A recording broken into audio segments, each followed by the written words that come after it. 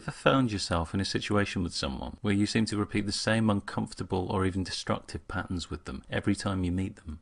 For instance, you might feel you're never able to say no to a particular person, or that someone in your life always puts you on the defensive with a constant stream of criticism. Maybe there's someone who always relegates you to the role of listener, never taking an interest in what's happening with you. And each time you might think, never again, next time it'll be different. But it never is. Transactional analysis, or TA, is a theoretical framework used in therapy and counselling, which suggests that one of the overriding factors in the perpetuation of these situations is not the other person's behaviour, but our own state of mind. TA suggests we shift between three distinct ego states. Parent. This is a state in which you think, feel and behave in ways based on how your parents and other authority figures acted. Adult. Here you think, feel and behave in response to the here and now. You're able to draw on your full life experience, and generally you're geared to a realistic, objective appraisal of your experiences. Child. In this state, you think, feel and behave just like you did in your childhood. So there are the three ego states, but what might they look like if you saw them in action? For instance, what if you suddenly caught sight of someone sunbathing nude outside the window? In your parent ego state, if the attitude you'd experienced from parent and authority figures in your life towards nudity was hostile, you might feel disgusted and outraged. You might bang on the window, tell the person to get some clothes on, or clear off. Alternatively, your parent ego state might express itself by showing concern for the sunbather. You might see the sunbathers getting a bit burnt in places and start trying to push suntan lotion on them. So here we have the two typical manifestations of the parent. We have the controlling parent, who judges and seeks to manipulate people to do what they say. Then we have the nurturing parent, who wants to look after people. Going back to the window, instead of moving to a parent state, we might move to child. As a child, you might have been taught that nudity was shameful and trained to avert your eyes, to feel embarrassed or even guilty. If you felt and did these things, you'd be in your child state. Now there's another side to the child state that doesn't give a damn about what people think. It does exactly what it wants to do. This child might see the sunbather and think, that looks fun. I'm going to rip off all my clothes and join them, whether the sunbather likes it or not. So again, there are two sides to this state. There's the side where the child's adapted itself to the demands of parents and other authority figures, and the free child, who just does what it likes. What does the adult state look like? Well, the adult state is the most open to information in the here and now. The adult enjoys its own spontaneous responses, not responses programmed into it by authority figures. Having no big judgments about nudity, the adult has no need to suppress it. The adult's aware that we all have bodies and isn't threatened or disgusted by that reality. Fundamentally, the adult respects the sunbather as an equal. The big buzzwords here are respect and awareness. Unlike the parent and child states, the adult isn't subdivided. That's because it's thought to have access to all information, and that's one of the reasons that it's often a goal of TA therapy to strengthen the adult state. This isn't to say the parent and child states are bad. Later in the series I'll be looking at the positives they can give us, like structure and creativity. But because of their very limited awareness compared to the adult, the parent and child aren't great ones to rely on. To illustrate why, let's go back to the start of the video, where I spoke about finding yourself in endlessly repeated patterns of negative behaviour with some people. What state would you say these folks are in? Well, it's not going to be adult. Let's look at why that is. We move between the ego states all the time, but not in a random way. We change states in response to the thoughts and events we experience. Events, thoughts and memories that seem unfair might put us in our parent state, where we become judgmental, angry or superior. Events, thoughts or memories that embarrass us might put us in our child state, where we might feel ashamed and think we're bad. We change states in response to people too. Here are a couple of examples of how that might happen. Bill is Jackie's boss. Jackie comes in late and misses an important meeting. You're useless. I know. I'm sorry. Let's look at what happened there. Bill had been in his adult state. Seeing Jackie, he was angry and switched to parent, criticising her harshly. Jackie had also been in her adult state, but in response to being shouted at, she moved to child, where she felt small and bad and meekly apologised. Another example. Dan lives with Mike. Dan finds a spider in the shower. He has a fear of spiders. There's a spider. I can't go in there. Don't worry, I'll take care of it. Again, let's look at the ego states. Dan might have started out in adult, deciding to have a shower, but then seeing the spider, switches to child, feeling scared and helpless.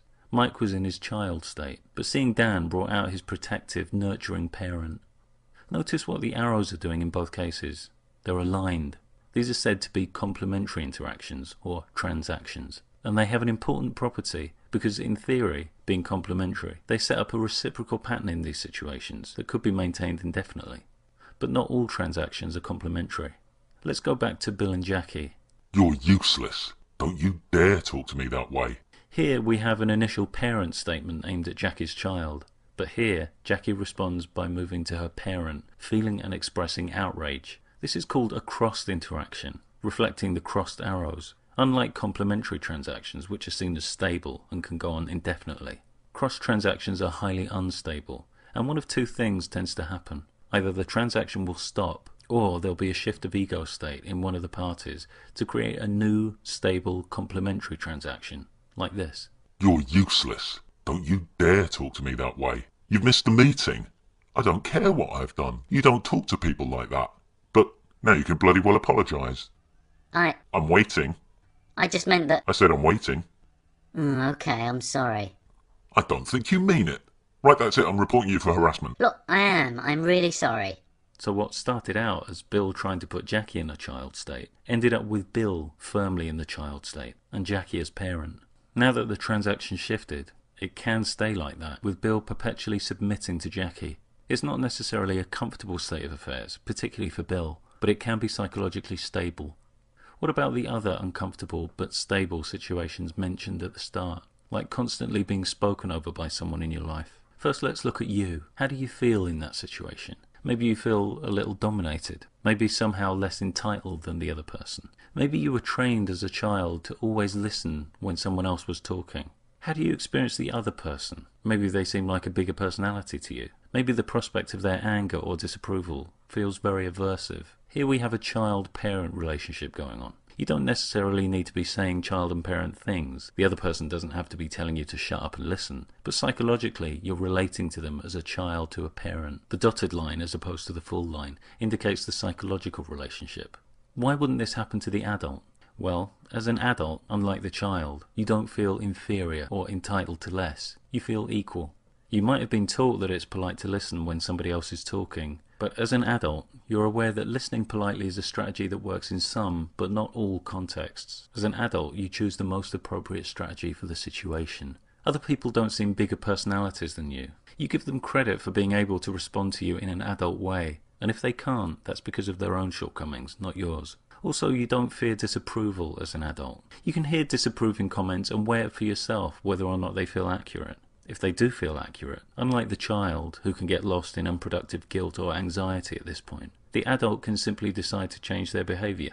If it doesn't feel accurate, the adult can simply reject the feedback. What about a situation where someone always gets you to do favours you don't want to do? Maybe they seem to act small and helpless. They might use a whiny, pleading voice. And what does that bring out in you? Maybe you feel responsible for their emotions. Maybe you feel like the bigger, more capable person. Here we have a parent-child relationship going on, again psychologically. Would this happen to an adult?